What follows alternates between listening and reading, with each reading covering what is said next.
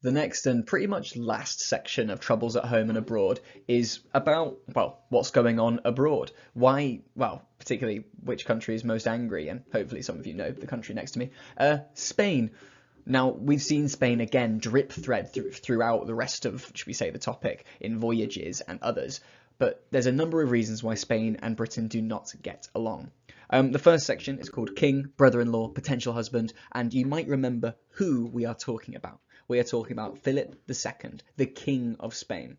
Just to give you some background on him, he is arguably one of the richest people on Earth at this time. His colonies in South America have essentially just given him unlimited gold to use. Spanish ships were being raided by English sailors like Francis Drake all the time. He's also a devout Catholic. In fact, he's basically the Pope's favourite in Europe. He has been given Pope's royal assent to go and spread Catholicism over to the Americas. So that's why Mexico and most of northern South America speak Spanish and also are essentially Catholic as well.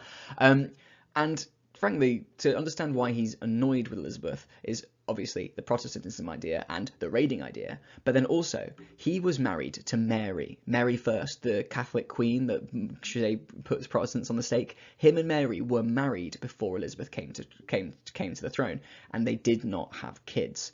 And when Elizabeth came to the throne, after basically being in control of England for a little bit, Philip proposed to Elizabeth. He said, "Can I get married to you?" And Elizabeth just left him on red. Elizabeth just did not actually reply to his message, which you could see as being a reason to dislike her. Now, as well as that, there is the Netherlands as to why Spain is angry. See, Spain doesn't just have colonies in the Americas, it has control over the Netherlands. If you can see, the Netherlands is this country, it's nearby to Britain and nearby to England, frankly. But in controlling the Netherlands, that means the Netherlands was a Catholic country at this time. However, it was not wanting to be. The people of the Netherlands had a Protestant uprising against Philip II of Spain. They were destroying Catholic churches, they were executing people, trying to turn the country Protestant by force. Now Philip, being extremely rich and wanting to maintain Catholicism, sends soldiers to the Netherlands, and essentially there is a war over Protestantism and Catholicism in the Netherlands. Elizabeth, being so close by, is Protestant, and obviously, because she's Protestant, she chooses to support the rebels. She sends them money, she lets them stay in English ports when they're hiding from Spain, and she protects their ships. She doesn't actively encourage war, but she is part of the side that is against Philip.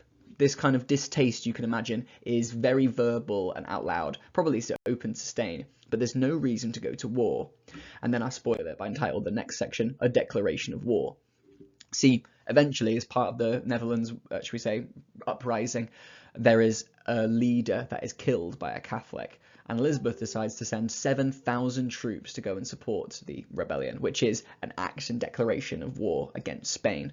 These troubles between them result in the Spanish Armada being sent to Britain to go and fight them, which is a story that you do not need to exactly know for the exam. We know it's going to be about Sheffield Manor Lodge instead.